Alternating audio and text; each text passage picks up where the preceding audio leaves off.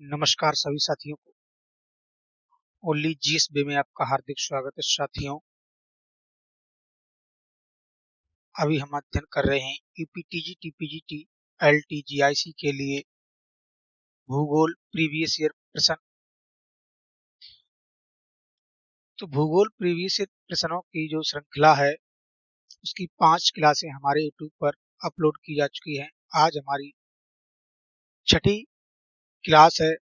आज का हमारा चैप्टर दिया है भौगोलिक सूचना प्रणाली एवं भौगोलिक स्थिति प्रधान मध्याह्न चिन्ह रेखा, अंतरराष्ट्रीय तिथि रेखा और समय।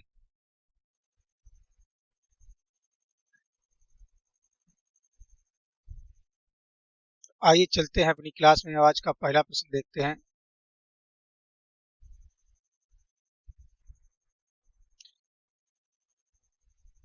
आज का पहला प्रश्न है प्रश्न नंबर 186। निम्नलिखित में कौन सा मानचित्र प्रक्षेप को अंडाकार होमोलोग्राफिक प्रक्षेप भी कहते हैं? तो प्रश्न नंबर 186 का सही जवाब बनेगा ऑप्शन नंबर सी, मालवीड प्रक्षेप।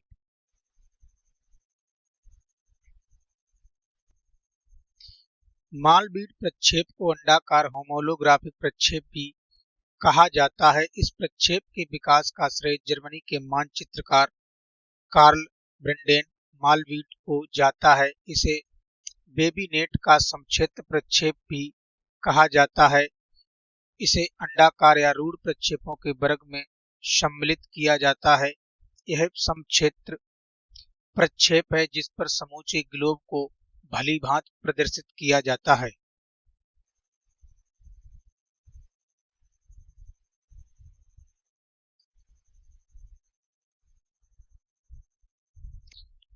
प्रश्न नंबर 187 दिया है।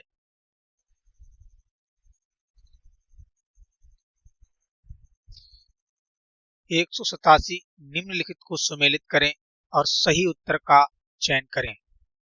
सूची 1 में विमा और सूची 2 में आरेखीय विधि दी है। तो एक बीमीय जो आरेख से संबंधित है वो है पिरामिड आरेख। दो बीमीय वृत्त आरेख से संबंधित है। त्रिबीमीय गोलीय आरेख से संबंधित है। विमा रहित बिंदु बिंदु से संबंधित है। उसका सही जवाब बनेगा ए का 2, बी का 3 और सी का 4 और डी का 1। सही जवाब बनेगा ऑप्शन नंबर डी, 2, 3, 4 और 1। आइए इसका सही सम्मेलन देखते हैं। एक बीमीय पिरामिड आरेख, दो बीमीय वृत्त आरेख, त्रिबीमीय गोलीय आरेख और विमा रहित बिंदु विधि।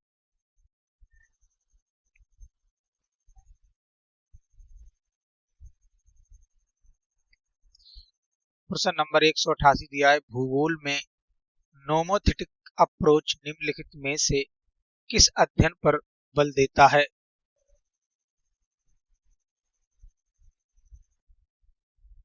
तो इसका सही जवाब बनेगा ऑप्शन नंबर सी, विधि निर्माण संबंधी अध्ययन पर। नोमोथेटिक अप्रोच विधि निर्माण के अध्ययन पर बल देता है। इसका प्रयोग भूगोल में व्यक्तित्व और मनोवैज्ञानिक अनुसंधान के लिए एक कृषि दृष्टिकोण जिसमें एक व्यक्ति को अपनी स्वयं की विशेष विशिष्टता के बजाय सिद्धांत या मानदंडों के संबंध में समझा जाता है।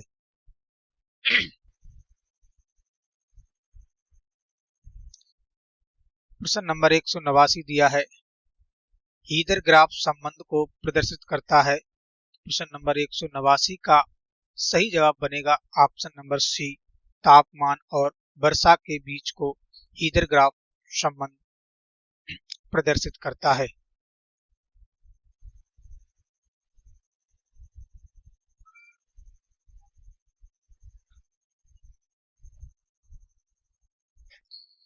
हीदर ग्राफ एक विशेष प्रकार का क्लाइमोग्राफ है जिसमें औसत मासिक तापमान व औसत मासिक वर्षा के मूल्यों को क्रमशः कोटियों व भुजों के रूप में अंकित करते हैं। किसी स्थान का हीदर ग्राफ बनाने की विधि क्लाइमोग्राफ बनाने की विधि ही होती है। अंतर केवल इतना है कि हीदर ग्राफ में औसत मासिक तापमान व औसत मासिक वर्षा के आंकड़ों का प्रयोग किया जाता है।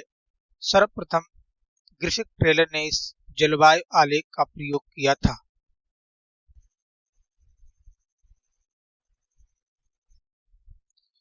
प्रश्न नंबर 190 दिया है कार्डोग्राम डॉट डॉट है। तो प्रश्न नंबर 190 का सही जवाब बनेगा ऑप्शन नंबर बी। मानचित्र पर सांख्यिकी डेटा का प्रतिनिधित्व करता है कार्डोग्राम।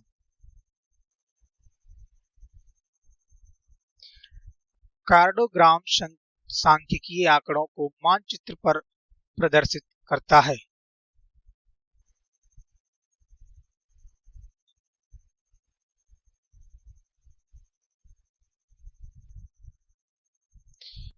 प्रश्न नंबर 151 दिया है कार्ल वी मालवीड एक डॉट डॉट कार्डोग्राफर हैं।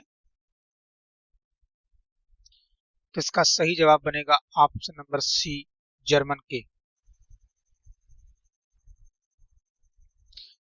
कार्ल वी मालवीड एक जर्मन कार्डोग्राफर हैं। प्रश्न नंबर 192 दिया है GIS में निम्नलिखित में से कौन सा आंकड़ा आरूप फॉर्मेट उपग्रह से प्राप्त तस्वीरों के संगत होता है। तो प्रश्न नंबर 192 का सही जवाब बनेगा ऑप्शन नंबर डी राष्ट्र आंकड़ा आरूप फॉर्मेट।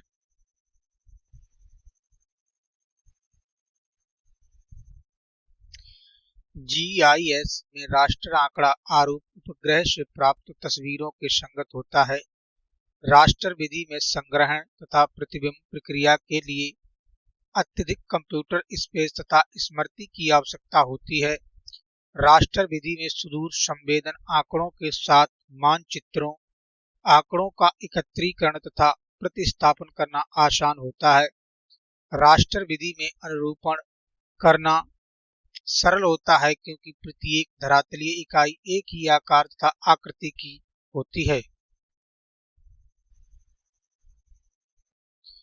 प्रश्न नंबर 193 दिया है निम्नलिखित में कौन सी विशेषता सैटेलाइट रिमोट सेंसिंग डाटा में समस्या पैदा करती है।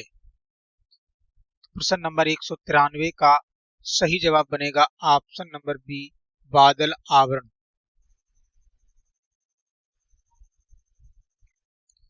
सैटेलाइट रिमोट सेंसिंग डाटा के माध्यम से छायाचित्रों का संग्रह किया जाता है जिसके माध्यम से वनस्पतियों का अध्ययन विभिन्न रंगों के माध्यम से किया जाता है। इसके माध्यम से भू आवरण जल आवरण वनस्पति आवरण का छायाचित्र अंकित किया जाता है। सैटेलाइट रिमोट सेंसिंग डाटा संग्रह में बादल आवरण समस्या पैदा करती है जिस कारण चित्र की स्पष्टता नहीं हो पाती है।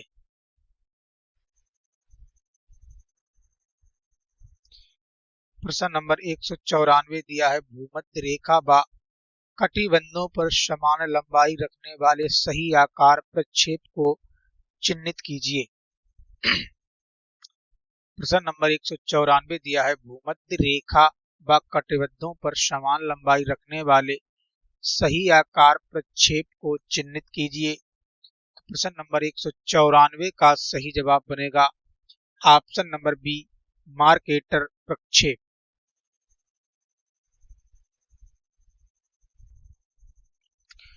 भूमध्य रेखा व कटिबंधों पर समान लंबाई रखने वाले सही आकार प्रक्षेप के रूप में मार्केटर प्रक्षेप को चिन्हित किया जाता है।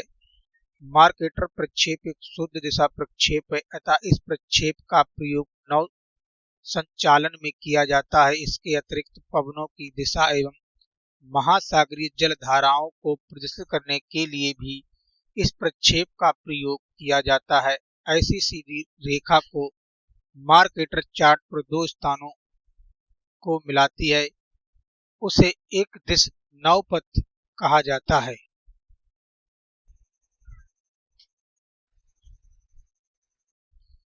प्रश्न नंबर 195 दिया है, यदि एक मानचित्र की रचना प्रदर्शक भिन्न 1:55 पर की जाती है और उसको छोटा करके आधा किया जाता है तो उसका प्रदर्शक भिन्न क्या होगा? तो इसका सही जवाब बनेगा ऑप्शन नंबर बी 1:11,000।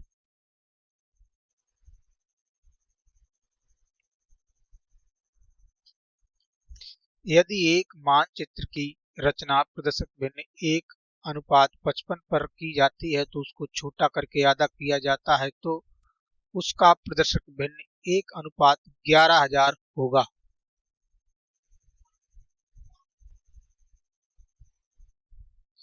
प्रश्न नंबर 196 दिया है, किसी क्षेत्र के मानचित्र पर जिसका मापक 1:40,000 है, दो स्थानों के बीच की दूरी 4 सेंटीमीटर है, उसी क्षेत्र के हवाई छाया चित्र पर उन्हीं दोनों स्थानों के बीच की दूरी 10 सेंटीमीटर है, तो हवाई छाया चित्र का मापक क्या होगा?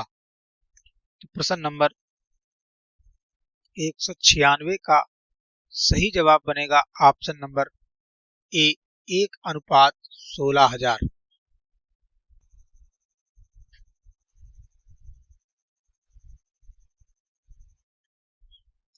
किसी क्षेत्र के मानचित्र पर जिसका मापक 1:40 है, दो स्थानों के बीच की दूरी 4 सेंटीमीटर है, उसी क्षेत्र के हवाई छाया चित्र पर उन्हीं दोनों स्थानों के बीच की दूरी 10 सेंटीमीटर है, तो हवाई छाया चित्र का मापक 1:16 होगा।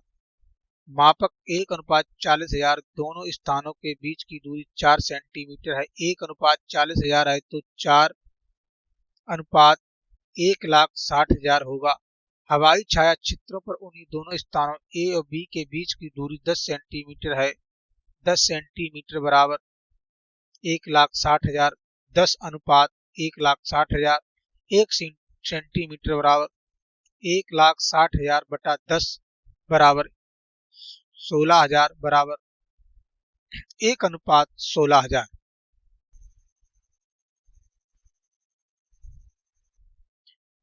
प्रश्न नंबर 197 दिया है, यदि एक मानचित्र प्रक्षेप पर रेखा जाल के निर्माण हेतु घटाई गई पृथ्वी का अर्धव्यास r है तो गाल प्रक्षेप पर रेखा जाल की भूमध्य रेखा की लंबाई क्या होगी? तो प्रश्न नंबर 197 का सही जवाब बनेगा option number C 2πr cos 45 degree.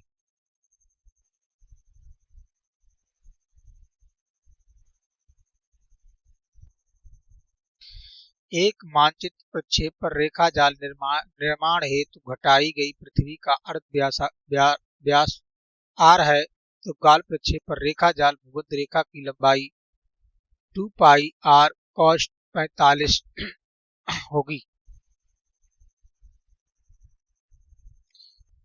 प्रश्न नंबर 198 दिया है, निम्नलिखित में कौन सा मात्रात्मक वितरण मानचित्र नहीं है? तो प्रश्न नंबर 198 का सही जवाब बनेगा वर्ण प्रतीकों का मानचित्र, ये मानचित्र वितरण से संबंधित नहीं है।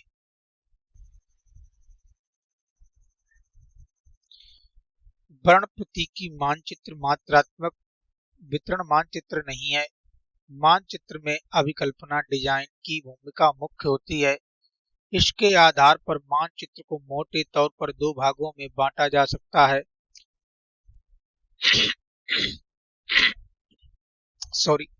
नंबर 1 अमात्रात्मक वितरण मानचित्र।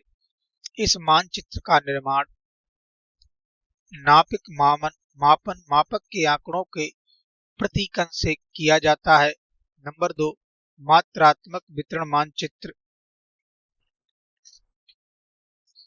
नंबर 2 मात्रात्मक वितरण मानचित्र। इस मानचित्रों का प्रयोग वर्षा, जनसंख्या, प्रति हेक्टेयर उत्पादन आदि आंकड़ों को मानचित्रित करने के लिए किया जाता है।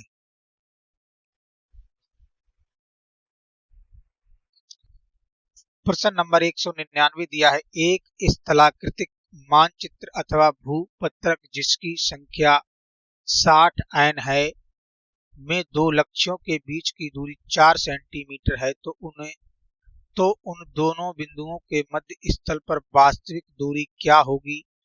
तो प्रश्न नंबर 199 का सही जवाब बनेगा option number D, 10 centimetre, 10 kilometre.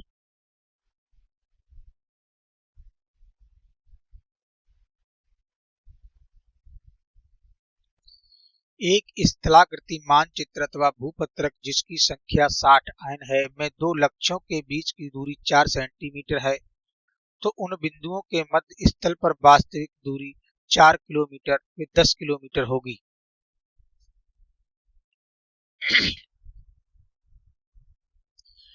प्रश्न नंबर 200 दिया है, जनसंख्या वितरण प्रदर्शित करने हेतु सर्वोत्तम विधि है। प्रश्न नंबर 200 का सही जवाब बनेगा ऑप्शन नंबर बी, बिंदु।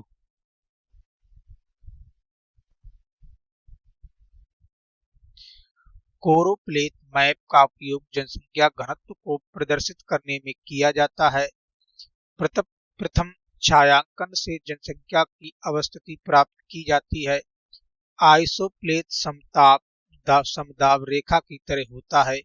इससे प्रतिशत व अनुपात दिखाया जाता है। बिंदु मानचित्र डॉट मैप को कोरोप्लेथ तथा आइसोप्लेथ में बदला जा सकता है, किंतु कोरोप्लेथ तथा आइसोप्लेथ से बिंदु मानचित्र नहीं बन सकता है। बिंदु मानचित्र द्वारा एक बिंदु पर निर्धारित जनसंख्या को आसानी से कहीं भी दर्शाया जा सकता है, जैसे नदी, घाटी या पर्वतीय भाग।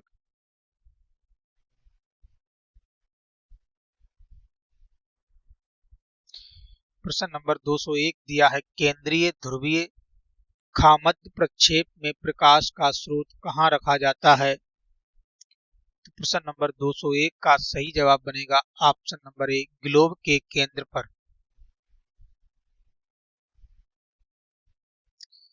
केंद्रीय ध्रुवीय खामध्य प्रक्षेप में प्रकाश का स्रोत ग्लोब के केंद्र में रखा जाता है। विकासनीय पृष्ठ की स्थिति के आधार पर खामध्य प्रक्षेप तीन प्रकार के होते हैं: भूमध्य रेखीय खामध्य प्रक्षेप, ध्रुवीय खामध्य प्रक्षेप, त्रियक खामध्य प्रक्षेप।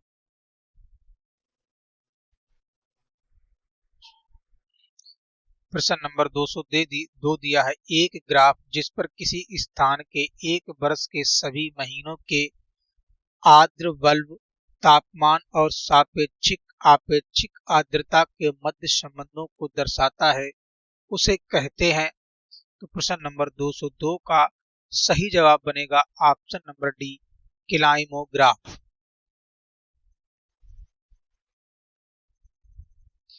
वह ग्राफ जिस पर किसी स्थान के एक वर्ष के सभी महीनों के आर्द्र वल्ब तापमान और आपेक्षिक आर्द्रता के मध्य संबंधों को दर्शाया जाता है, उसे क्लाइमोग्राफ कहते हैं।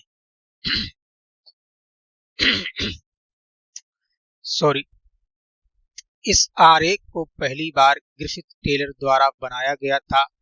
इस आरेख को देखकर किसी स्थान की जलवायु संबंधी सामान्य दशाओं की जानकारी प्राप्त की जा सकती है। हीदर ग्राफ के अंतर्गत औसत मासिक तापमान एवं वर्षा के मूल्यों को क्रमशः कोटियां व भुजों के रूप में अंकित किया जाता है।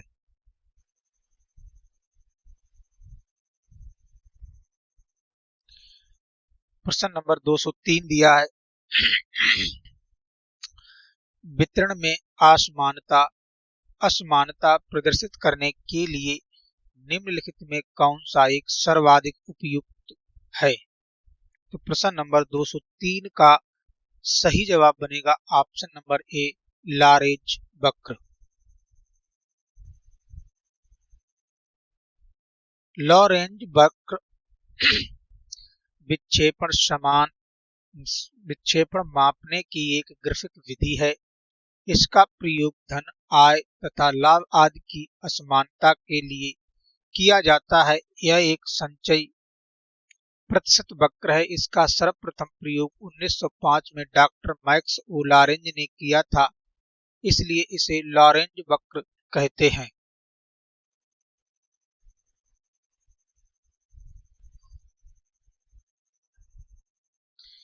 प्रश्न नंबर 204 दिया है,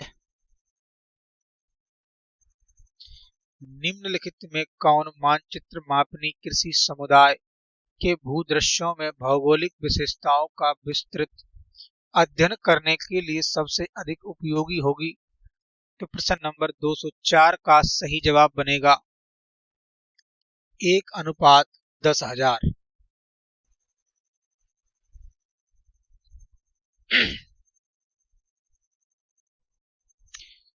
एक अनुपात 10,000 मानचित्र अपनी कृषि समुदाय के भूदृश्य में भौगोलिक विशेषताओं का विस्तृत अध्ययन करने के लिए सबसे अधिक उपयोगी होगी। मापनी के आधार पर मानचित्रों को बृहत मापनी तथा लघु मापनी में वर्गीकृत किया जा सकता है। इसी प्रकार बृहत मापनी मानचित्र को भू-संपत्ति मानचित्र, स्थलाकृति मानचित्र तथा लघु मापनी मानचित्र को भित्ति मानचित्र एवं एटलस मानचित्र में वर्गीकृत किया गया है।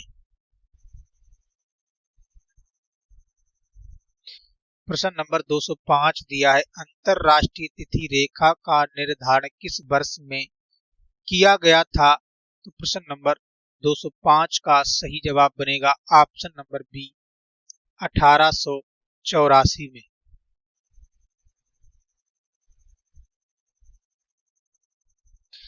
सन 1884 में संयुक्त राज्य अमेरिका के वाशिंगटन डीसी में एक अंतरराष्ट्रीय कांग्रेस या बैठक का आयोजन किया गया, जिसमें 15 देशांतर पर 1 घंटे का समय निर्धारित किया गया। इसी समय अंतरराष्ट्रीय तिथि रेखा का निर्धारण किया गया, जो 180 अक्षांश डिग्री देशांतर के सहारे जाती है।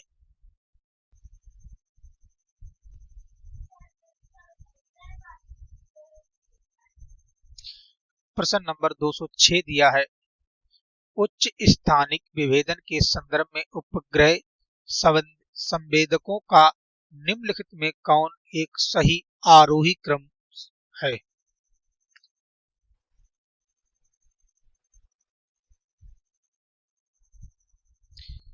आरोही क्रम घटते से बढ़ता हुआ क्रम।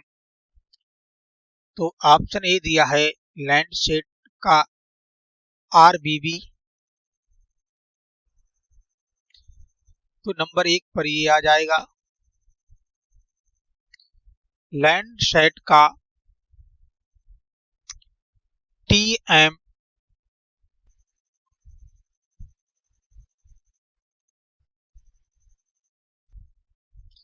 लैंडसेट का टीएम ये 3 नंबर पर आ जाएगा, और IRS 1C का LISS सेकेंड ये 2 नंबर पर हो जाएगा, और इकोनास 2 का PAN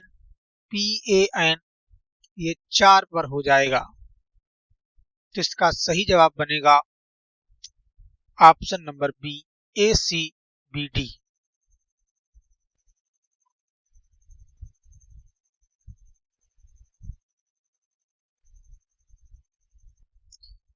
लैंडसेट का RBB, IRS 1C का LISS सेकेंड, लैंडसेट का TM, इकोनास 2 का PAN।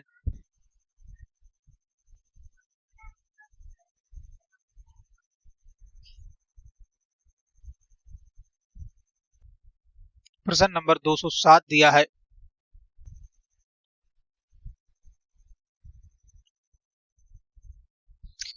GIS आधारित मानचित्रों को निम्नलिखित में से क्या किया जा सकता है? नीचे दिए गए विकल्पों में से सबसे उपयुक्त उत्तर का चयन कीजिए।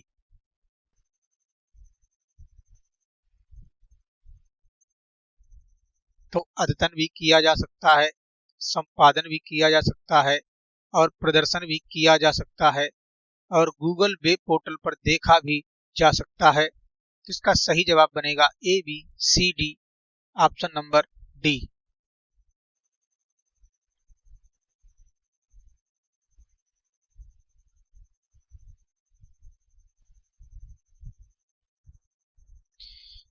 क्लर्क के अनुसार भौगोलिक सूचना तंत्र किसी संगठन में स्थानिक आंकड़ों की प्राप्ति, भंडारण, विश्लेषण और प्रस्तुतिकरण का कंप्यूटर आधारित तंत्र है।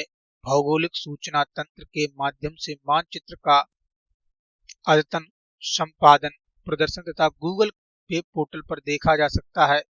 यह एक स्थानिक सूचना विज्ञान है जो आंकड़ों के संग्रह, विश्लेषण और प्रस्तुतिकरण से संबंध स्थापित करता है। इस प्रकार विभिन्न प्रतिमानों द्वारा स्थानिक सूचनाओं का कंप्यूटर आधारित चित्रण किया जाता है। भौगोलिक सूचना तंत्र में दो प्रकार के आंकड़े प्रतिमान अपनाए जाते हैं, रास्टर प्रतिमान और नंबर 2 वेक्टर प्रतिमान।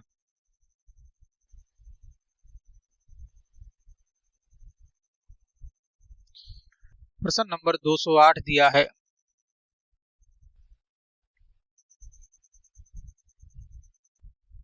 सूची 1 के साथ सूची 2 का मिलान कीजिए। सूची 1 में स्पेक्ट्रम बैंड और सूची 2 में उनसे संबंधित मुख्य एप्लीकेशन दिए हैं। नीला, तो नीला का जो स्पेक्ट्रम बैंड का उसका संबंध समुद्र तट का मानचित्रण से है।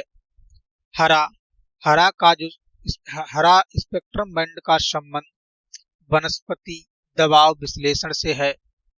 लाल, लाल का जो है वो संबंध वनस्पति से मृदा विभेद करना से है और तापीय वनस्पति दबाव विभेदीकरण से है।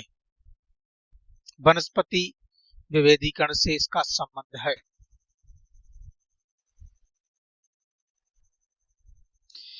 नीला स्पेक्ट्रम समुद्र तट का मानचित्रण से है।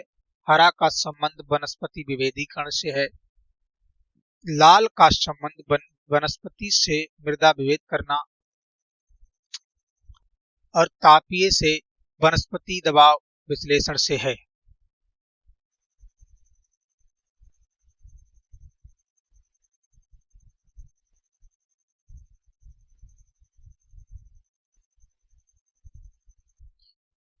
प्रश्न नंबर 209 दिया है, असमानताओं के मापन के लिए उपयोग की जाने वाली 45 डिग्री की समान वितरण रेखा क्या कहलाता है, क्या कहलाती है? तो प्रश्न नंबर 209 का सही जवाब बनेगा ऑप्शन नंबर सी, लॉरेंज वक्र।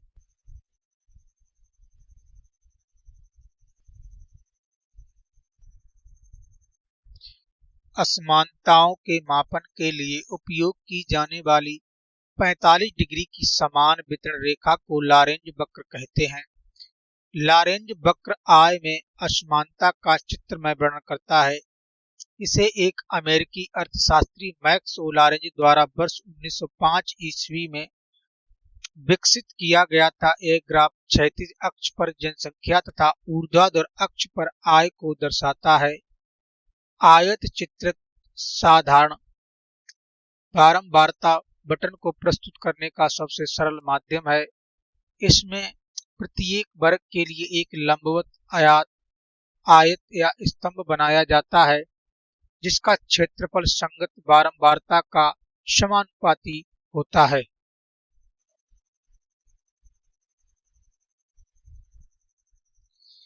प्रश्न नंबर 210 दिया है, मौसम विज्ञान संबंधी प्रथम उपग्रह था। इसका सही जवाब बनेगा ऑप्शन नंबर बी, TIROS-1।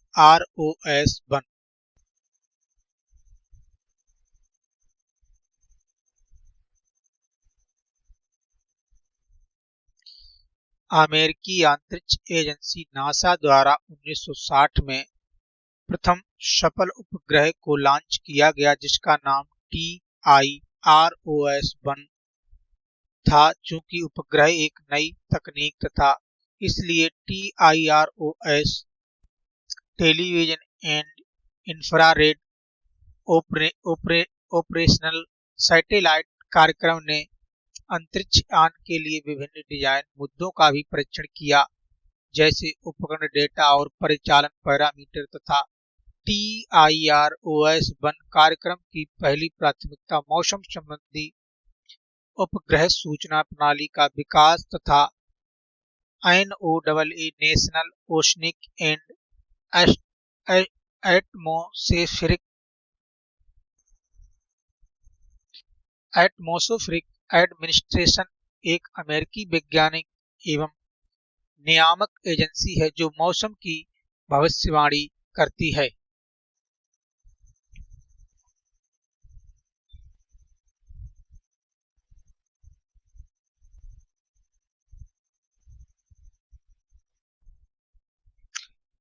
प्रश्न नंबर 211 दिया है,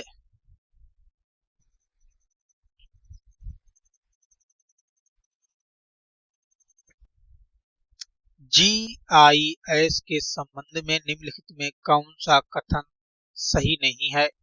इसका सही जवाब बनेगा option number C. Vector database में ग्रिड सेल्स के मैट्रिक्स का उपयोग करते हुए मानचित्र आंकड़ों को स्टोर किया जा सकता है, तो ये हमारा गलत है। बाकी विभिन्न स्रोतों से प्राप्त आंकड़ों को संगत प्रारूप में एकीकृत किया जाता है, तो यह सही है। क्या यदि व्हाइट इफ परिदृश्यों को स्पष्ट रूप से देखा जा सकता है? तो सही है। एट्रीब्यूट डाटा विशिष्टताओं के वर्णनात्मक आंकड़े होते हैं, तो ये भी हमारा सही हो जाएगा। इसका सही जवाब बनेगा ऑप्शन नंबर सी। क्लार्क के अनुसार भौगोलिक सूचना तंत्र किसी संगठन में स्थानिक आंकड़ों की प्राप्ति, भंडारण, विश्लेषण और प्रस्तुतिकरण का कंप्यूटर आधारित तंत्र है। इस प्रकार GIS द्वारा विभिन्न स्रोतों से प्राप्त आंकड़ों को संगत प्रारूप में एकीकृत किया जाता है तथा क्या यदि व्हाइट इफ परिदृश्यों को स्पष्ट रूप में देखा जा सकता है? एट्रीब्यूट डाटा विशिष्टताओं के वर्णनात्मक आंकड़े होते हैं। भौगोलिक सूचना तंत्र के 5 तत्व हैं।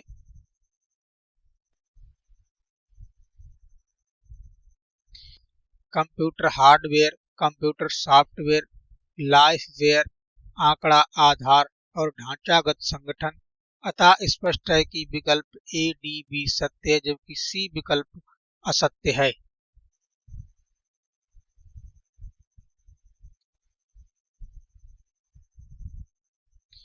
प्रश्न नंबर 212 दिया है,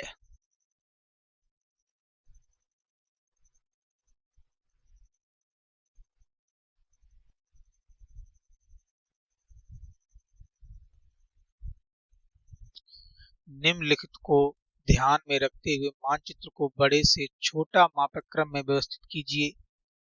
तो इसका आइए देखते हैं। सबसे पहले हमारा भूकार मानचित्र आएगा, उसके बाद स्थलाकृतिक मानचित्र आएगा, उसके बाद दीवाल मानचित्र आएगा, उस सबसे बाद में ग्लोब आएगा। इसका सही जवाब बन जाएगा ABCD,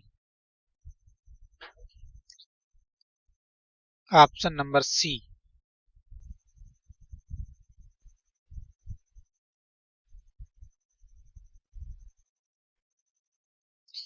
मानचित्र को बड़े से छोटे मापक क्रम पर भूकर मानचित्र, स्थलाकृतिक मानचित्र, दीवाल मानचित्र तथा ग्लोब में व्यवस्थित करते हैं। पूरे देश के तत्कालीन मानचित्रों को बनाने के लिए गहन स्थलाकृतिक सर्वेक्षण 1767 ईस्वी में सर्वे ऑफ इंडिया की स्थापना के साथ साथ किया गया, जिसके चरम बिंदु के रूप में 1785 ईस्वी में हिंदुस्तान का मानचित्र बनकर तैयार हुआ।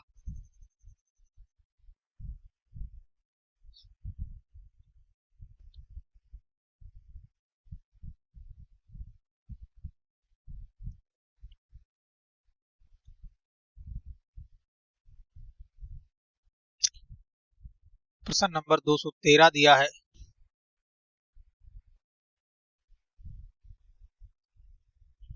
किसी भी विषयक नक्शा में निम्नलिखित में से किन पद्धतियों का उपयोग घटनाओं की मौजूदगी, इसकी स्थानिक प्रतिरूप, वितरण एवं फैलाव को दर्ज करने के लिए किया जाता है? तो इसका सही जवाब बनेगा 213 का option number D. Option number D, बिंदु विधि मैपिंग।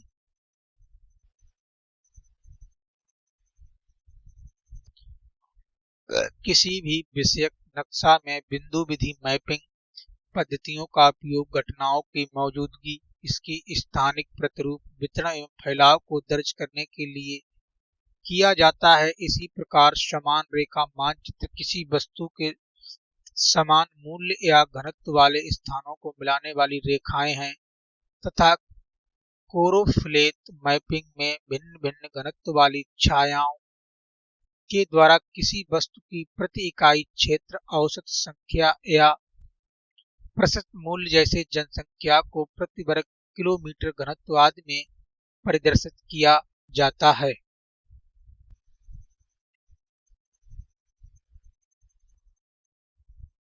प्रश्न नंबर 214 दिया है। नीचे दो कथन दिए गए हैं। कथन एक दिया है, फोटोग्राफ मूलतः एनालॉग रूप में तैयार होता है। कथन एक हमारा सही है। कथन दो है, इमेज डिजिटल रूप में तैयार होते हैं। तो कथन दो भी सही है। तो इसका सही जवाब बनेगा ऑप्शन नंबर ए। कथन एक और कथन दोनों सही हैं।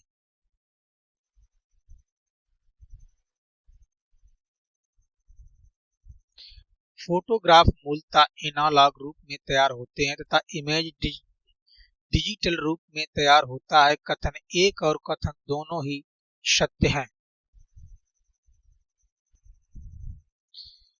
प्रश्न नंबर 215 दिया है, कार्टोग्राफी के निम्नलिखित विधियों में किस में अंतर्वेशन का प्रयोग किया जाता है?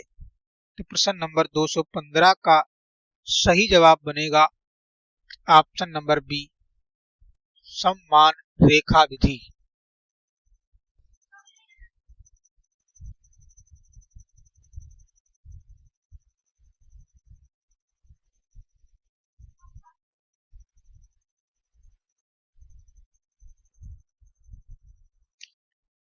समान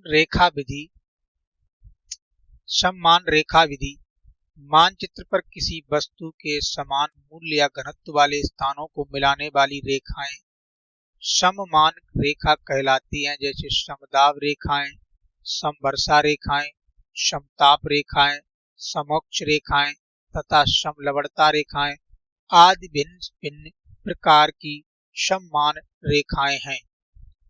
समान रेखा विधि का प्रयोग जलवायु के तत्वों जैसे तापमान, वर्षा, वायुमंडलीकरण, दाब तथा पवन वेग आदि का वितरण दिखाने के लिए किया जाता है। इसके अतिरिक्त लवणता वितरण, भूकंपों के प्रभाव क्षेत्र तथा किसी निश्चित स्थान से अन्य स्थान को जाने में लगने वाली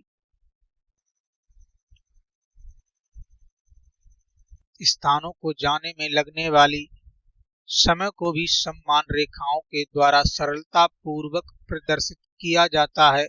अतः स्पष्ट है कि समान रेखा के अंतर्गत अंतर्वेशन का प्रयोग किया जाता है।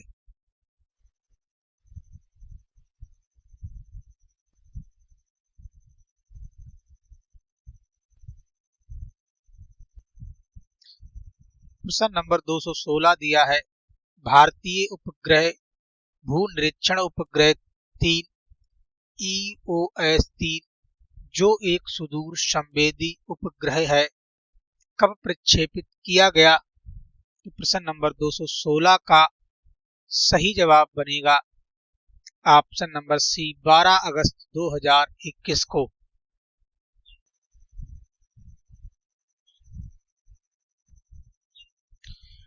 भारतीय उपग्रह भू निरीक्षण उपग्रह 3 EOS-3 जो एक सुदूर संवेदी उपग्रह इसको इसरो ने श्रीहरिकोटा के सतीश धवन अंतरिक्ष केंद्र से GSLV-10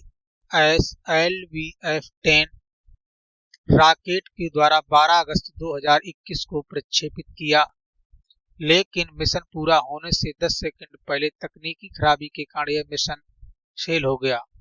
भू अवलोकन भू निरीक्षण का केंद्रीय पहलू है जो आंकड़ों को अर्जित करता है। भू अवलोकन हमारे ग्रह पृथ्वी के भौतिक, रासायनिक, जैविक तथा ज्यामितीय विशेषताओं के बारे में सूचनाओं को एकत्र कर हमें प्राकृतिक तथा सांसारिक पर्यावरण के परिवर्तनों के स्तर एवं प्रबोधन या रिकॉर्ड करने में सहायता प्रदान करता है। पृथ्वी अवलोकन उपग्रह एक ऐसा उपग्रह है जिसे अपने कक्षा से पृथ्वी के अवलोकन के लिए इस्तेमाल या डिजाइन किया गया है। इसमें जासूसी उपग्रह, पर्यावरण निगरानी, मौसम विज्ञान, कार्टोग्राफी आदि उपग्रह सम्मिलित हैं। इन उपग्रहों का उपयोग सैन्य तथा गैर सैन्य कार्यों के लिए किया जाता है।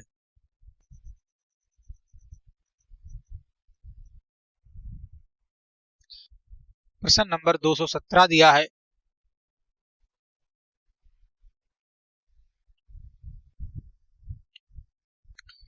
नीचे दो कथन है जिसमें से एक अभिकथन दूसरे को कारण कहा गया है। अभिकथन ए दिया है, सुदूर संवेदन एवं भौगोलिक सूचना तंत्र दोनों ही स्थानीय महत्व के तत्वों के विश्लेषण से संबंधित हैं, तो अभिकथन सही है। कारण आर दिया है, सुदूर संवेदन और भौगोलिक सूचना तंत्र स्थानिक आंकड़ों के महत्वपूर्ण स्रोत हैं, तो कथन दो भी सही है और एक दूसरे की व्याख्या कर रहे हैं। इसका सही जवाब बनेगा ए आर दोनों सत्य हैं और आर ए की सही व्याख्या करता है।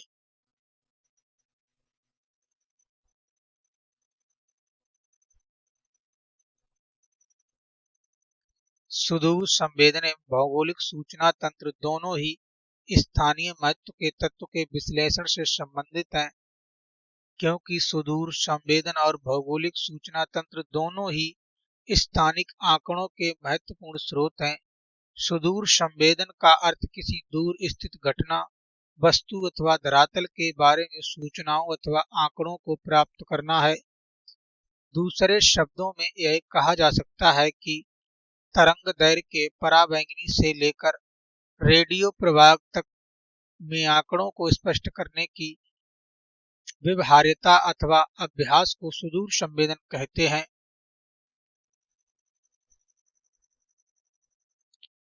हम संवेदक पर अंकित परावर्तित प्रकाश के अवशेषों का विश्लेषण करते हैं, तत्पश्चात प्राप्त आंकड़ों तथा प्रतिबिंबों को माध्यम से किसी भी स्थान, घटना या वस्तु के संबंध में आवश्यक जानकारी प्राप्त कर निष्कर्ष पर पहुंचते हैं।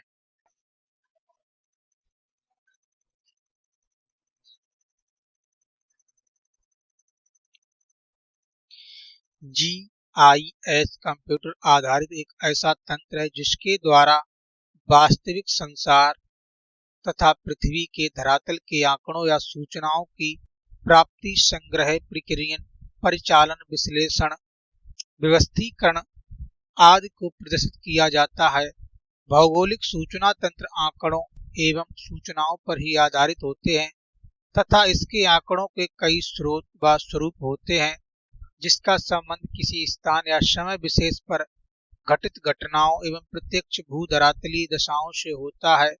अतः स्पष्ट है कि कथन और कारण दोनों ही सही हैं तथा कारण कथन की सही व्याख्या कर रहा है।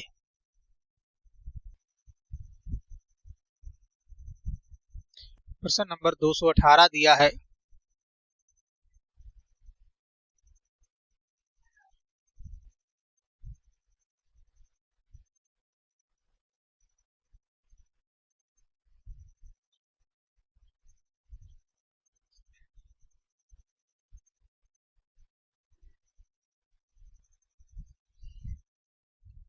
प्रश्न नंबर 218 दिया है, निम्नलिखित में कौन वर्णक्रम सुदूर संवेदन तकनीक में निर्वनीकरण का पता लगाने के लिए सबसे उपयुक्त होता है। तो प्रश्न नंबर 218 का सही जवाब बनेगा ऑप्शन नंबर डी, फॉल्स करल कंपोजिट।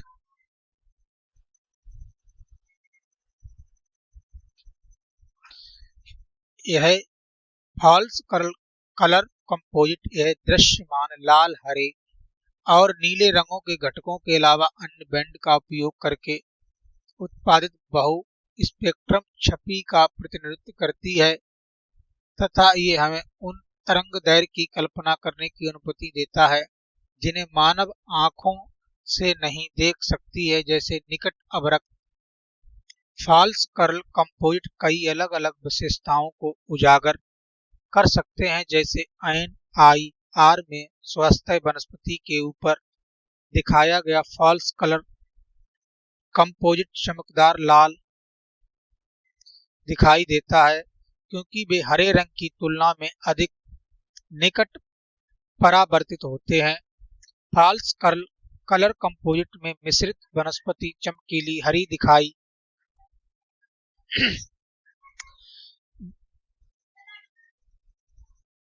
देती है,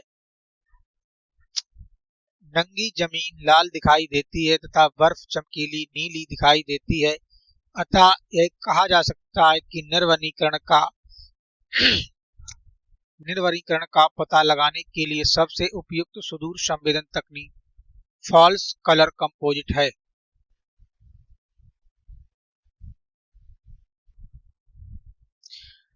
प्रश्न नंबर 219 दिया है, निम्नलिखित में कौन एक द्विचरीय सहज संबंध विधि नहीं है। तो प्रश्न नंबर 219 का सही जवाब बनेगा ऑप्शन नंबर सी, आंशिक सहज संबंध विधि। ये द्विचरीय सहज संबंध विधि नहीं है।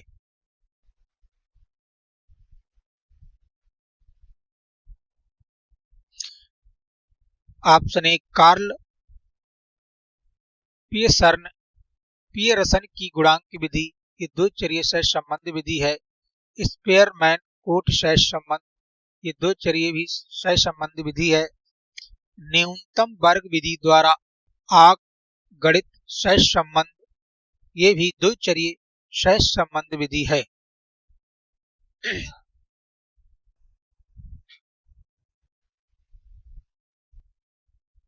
विभिन्न चरों के माध्यम से पारस्परिक संबंधों में अध्ययन करने वाली सांख्यिकी विधि को सहज संबंध कहते हैं।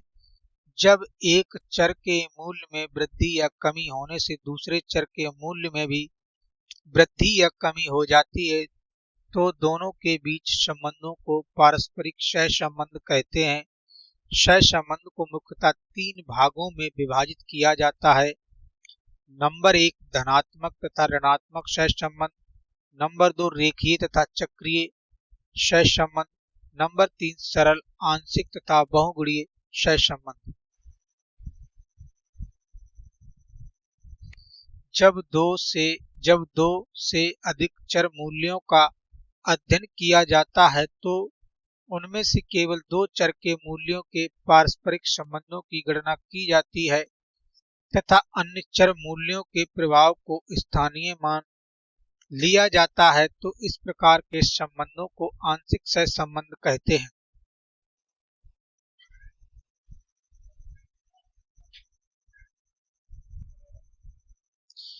कार्ल पियरसन की गुणांक विधि, स्पेयरमैन की कोट सहज संबंध तथा न्यूनतम वर्ग विधि द्वारा अगणित सहज संबंध ये सभी द्विचरीय सहज संबंध विधि है, जबकि आंशिक सहज संबंध विधि द्विचरीय सहज संबंध विधि नहीं है। प्रश्न नंबर 220 दिया है,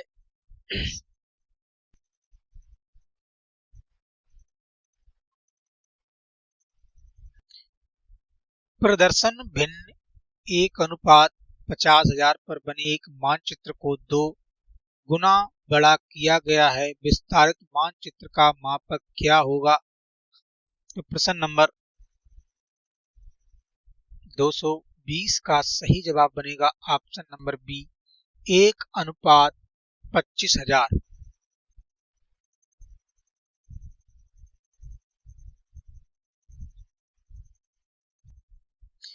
मानचित्र को बड़ा करने के लिए मानचित्र को जितना गुना बड़ा करना है उस संख्या से भिन्न के हर से भाग दिया जाता है। जैसे 50,000 में 2 गुना बड़ा किया है तो 2 से भाग देंगे तो 25,000 आ जाएगा। इसी प्रकार मापनी बराबर 1:25,000 आ जाएगा।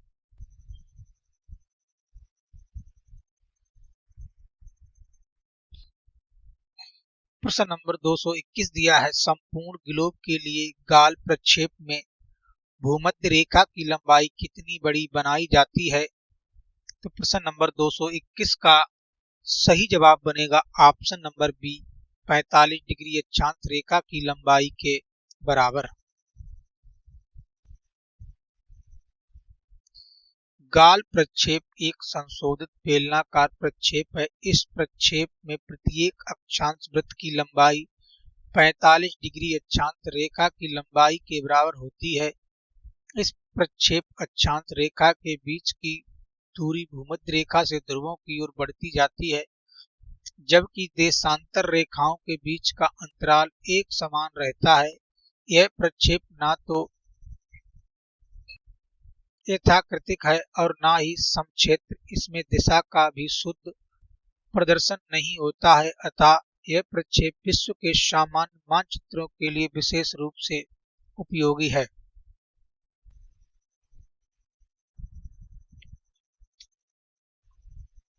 प्रश्न नंबर 220 दिया है, निम्न में कौन एक जीआईएस मॉडलिंग का परिणाम नहीं है।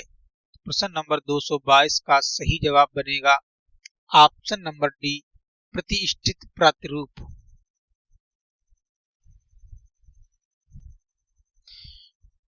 प्रतिष्ठित प्रतिरूप जीआईएस मॉडलिंग का परिणाम नहीं है। मॉडलिंग जीआईएस में एक शक्तिशाली तथा संवेदनशील यंत्र की भांति कार्य करता है। इसमें आंकड़ों के तर्कों की क्रमिक प्रक्रिया की जाती है तथा एक चर से दूसरे चर में संबंध स्थापित किया जाता है।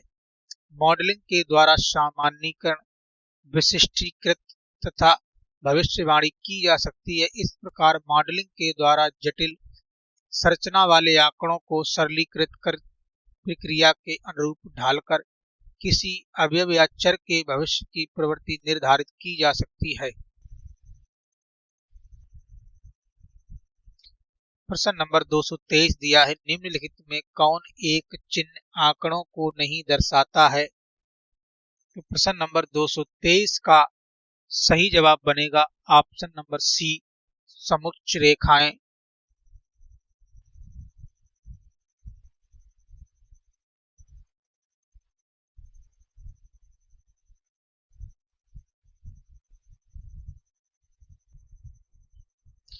समुच्च रेखा चिन्ह आंकड़ों को नहीं दर्शाती है। समुच्च रेखा धरातल के समान ऊंचाई वाले स्थानों को मिलाने वाली रेखाएं समुच्च रेखाएं कहलाती हैं। तल चिन्ह द्वारा दीवार, खंभों आदि पर अंकित किसी चिन्ह की समुद्र तल से ऊंचाई प्रदर्शित की जाती है। स्थानिक ऊंचाई मानचित्र में धरातल के किसी स्थान की समुद्र तल से ऊंचाई प्रदर्शित करने वाले बिंदु को स्थानिक ऊंचाई कहते हैं।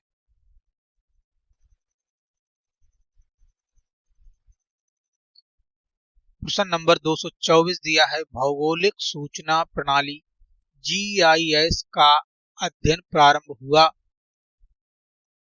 तो प्रश्न नंबर 224 का सही जवाब बनेगा ऑप्शन नंबर डी, 1960 में।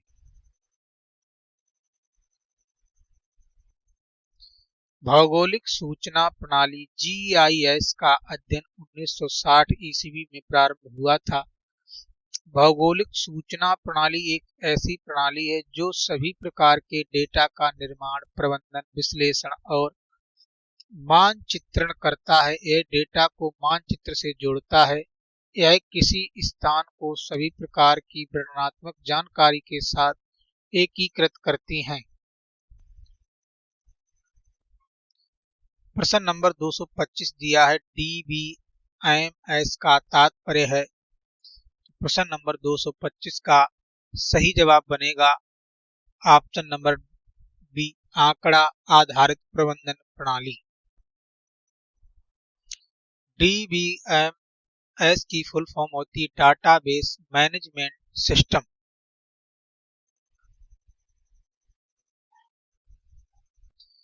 डीबीएमएस का तात्पर्य आंकड़ा आधारित प्रबंधन प्रणाली। डीबीएमएस का पूरा नाम डाटाबेस मैनेजमेंट सिस्टम होता है। यह 3 शब्दों से मिलकर बना है। डेटाबेस आंकड़ों को अत्यधिक मात्रा में एकत्रित करना, मैनेजमेंट आंकड़ों का प्रबंधन करना, सिस्टम आंकड़ों को प्रबंधित करने वाली प्रणाली सॉफ्टवेयर।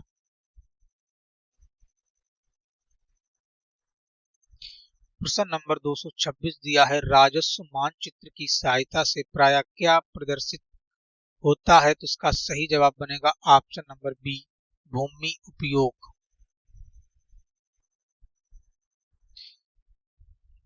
राजस्व मानचित्र की सहायता से प्रायः भूमि उपयोग को प्रदर्शित किया जाता है। राजस्व मानचित्र बृहत मापनी पर बनाया जाता है। इसमें किसी ग्राम का मानचित्र, खेतों की समस्याएं, मार्ग, कुएं, जलाशय, सार्वजनिक स्थानों के रूप में होने वाली भू उपयोग को दर्शाया जाता है। भू राजस्व एवं कर वसूली के लिए इस प्रकार के मानचित्रों का निर्माण सरकार द्वारा किया जाता है। यह नगर नियोजन एवं भूमि नियोजन के लिए महत्वपूर्ण होता है।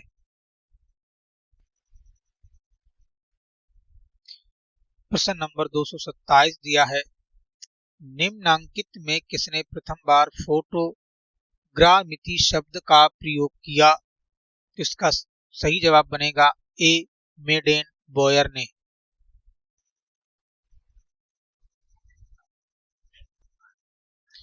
फोटोग्राफ मिति शब्द का प्रयोग सर्वप्रथम ए मेडेन बोयर ने किया था। फोटोग्राफ मिति भौतिक वस्तुओं और पर्यावरण के बारे में विश्वसनीय जानकारी प्राप्त करने का विज्ञान और तकनीकी है, जो फोटोग्राफिक छवियां और विद्युत चुंबकीय उज्ज्वल इमेजनरी और अन्य घटनाओं के पैटर्न के रिकॉर्ड करने, मापन और व्याख्या करने की प्रक्रिया के माध्यम से है।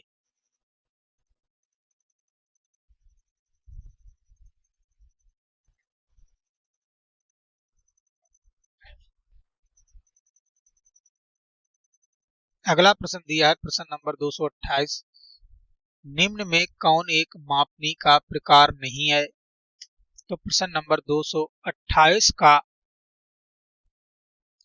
सही जवाब बनेगा ऑप्शन नंबर डी व्याख्यात्मक।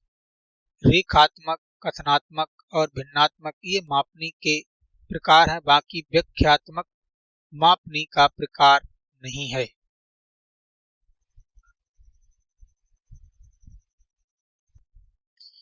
व्याख्यात्मक विधि मापनी का प्रकार नहीं है। मानचित्र में प्रदर्शित किन्हीं दो बिंदुओं के बीच की दूरी तथा धरातल पर उन दो बिंदुओं के बीच की वास्तविक दूरी के अनुपात को उस मानचित्र की मापनी कहते हैं।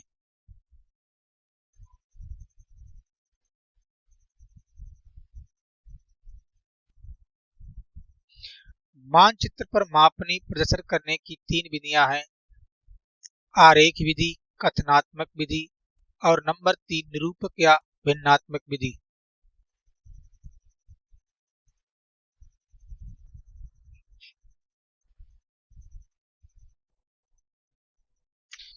निम्नलिखित में कौन सा एक मापक का प्रकार नहीं है, प्रश्न नंबर 229 का सही जवाब बनेगा ऑप्शन नंबर डी शंक्वाकार।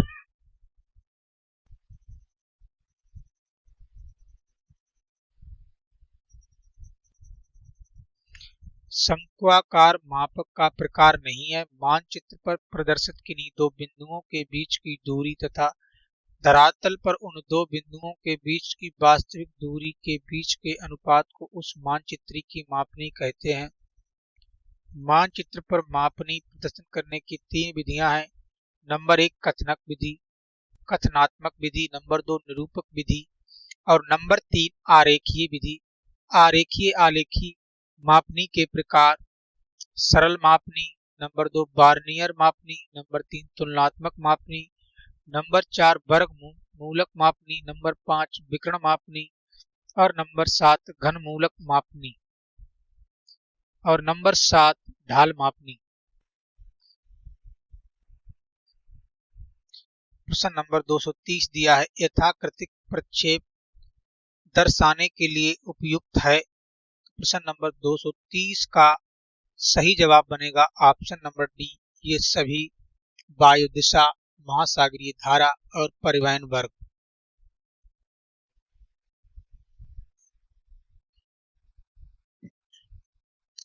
वायु की दिशा, महासागरीय धारा, परिवहन मार्ग, इन सभी को दर्शाने के लिए यथाकृतिक प्रक्षेप उपयुक्त होता है।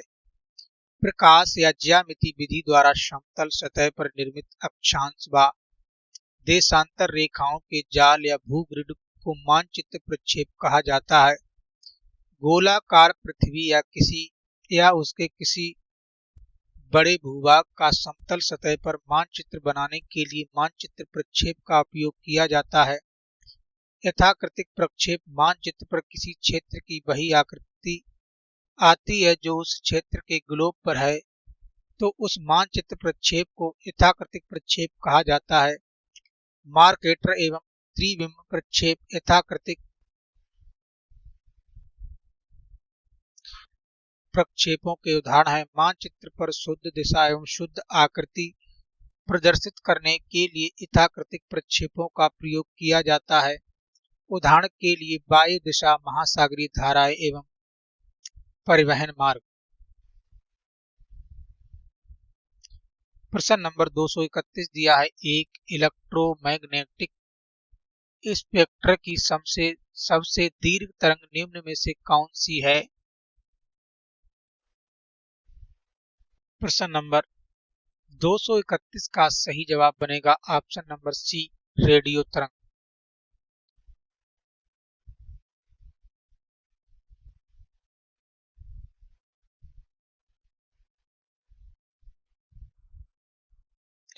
इलेक्ट्रोमैग्नेटिक स्पेक्ट्रम की सबसे दीर्घ तरंग रेडियो तरंग है।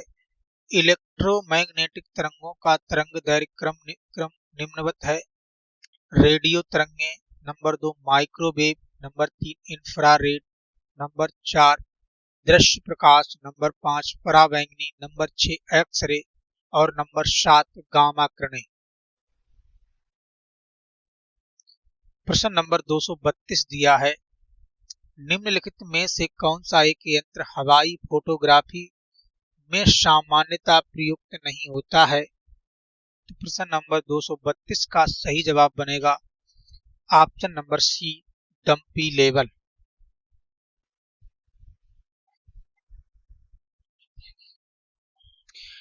डंपी लेवल यंत्र हवाई फोटोग्राफी में प्रयुक्त नहीं होता है। डंपी लेवल इस यंत्र का उपयोग तल मापने हेतु किया जाता है। धरातल पर दिए गए बिंदुओं की अपेक्षिक ऊंचाई का निर्धारण तल मापन कहलाता है। स्टीरियोस्कोप या त्रिबिम्बदर्शी का उपयोग अलग अलग छवियों की एक त्रिबिम्ब जोड़ी को देखने के लिए किया जाता है, जो एक चित्र आयामी छवि के रूप में एक दृश्य बाएं और दाएं के दृश्यों को दर्शाते हैं। यह दो प्रकार का होता है, लेंस स्टीरियोस्कोप और नंबर 2 दर्पण स्टीरियोस्कोप।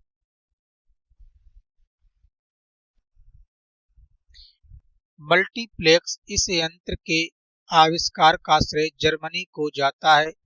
इस यंत्र से दो अतिव्यापित फोटो चित्रों में से एक को लाल तथा दूसरे को नीले रंग से प्रक्षेपित कर इन्हीं रंग के चश्मों में देखा जाता है, जिससे अतिव्यापित क्षेत्रों उच्चावच के सादृश्य दिखाई देता है।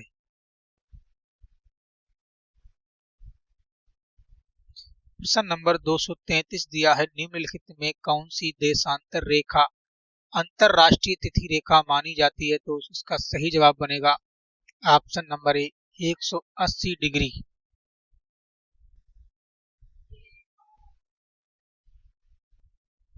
एक 180 देशांतर रेखा को अंतरराष्ट्रीय तिथि रेखा माना गया है। सन 1884 में संयुक्त राज्य अमेरिका के वाशिंगटन डीसी में एक अंतर्राष्ट्रीय कांग्रेस का आयोजन करके अंतर्राष्ट्रीय तिथि रेखा निर्धारित किया गया, जो 180 डिग्री देशांतर रेखा के सहारे गुजरती है। एक सीधी रेखा न होकर 180 देशांतर रेखा से 3 बार विचलित होती है, क्योंकि किसी स्थल से गुजरने वाला वह तिथियों के अलग अलग होने से असुविधा उत्पन्न हो जाती है। प्रश्न नंबर 234 दिया है,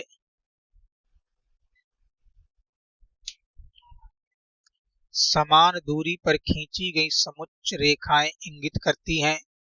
प्रश्न नंबर 224 का सही जवाब बनेगा ऑप्शन नंबर सी, समढालकों।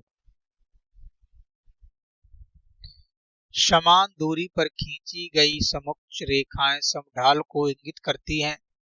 समुद्र तल से धरातल पर समान ऊंचाई वाले स्थानों को मिलाने वाली रेखाएं समोच्च रेखाएं कहलाती हैं।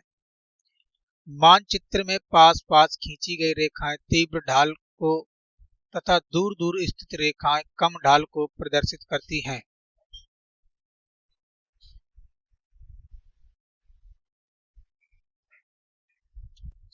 निम्नलिखित में कौन एक परिच्छेदिकाओं का प्रकार नहीं है? प्रश्न नंबर 235 का सही जवाब बनेगा ऑप्शन नंबर बी, सरल परिच्छेदिकाएं। सरल परिच्छेदिकाओं के प्रकार नहीं है। किसी समुच्चय रेखीय मानचित्र में उच्चावच एवं ढाल को प्रदर्शित एवं स्पष्ट करने के लिए परिच्छेदिकाओं का प्रयोग किया जाता है। ये परिच्छेदिकाएं 4 प्रकार की होती हैं। नंबर 1, सक्रम परिच्छेदिकाएं। 2, अध्यारोपित परिच्छेदिकाएं। नंबर 3, प्रक्षिप्त परिच्छेदिकाएं। और नंबर 4, मिश्रित परिच्छेदिकाएं। साथियों, आज के लिए बस इतना ही। फिर मिलेंगे एक नई क्लास के साथ। तब तक के लिए धन्यवाद। साथियों, एक बार मैं आपसे पुनः रिक्वेस्ट करूंगा कि जो साथी हमारे चैनल पर नए आए हैं वो चैनल को सब्सक्राइब। अगर आपको वीडियो 1 भी % आपके लिए हितकारी, कल्याणकारी या पसंद आती है तो आप वीडियो को लाइक और कमेंट बॉक्स में अपना सुझाव अवश्य लिखें। धन्यवाद।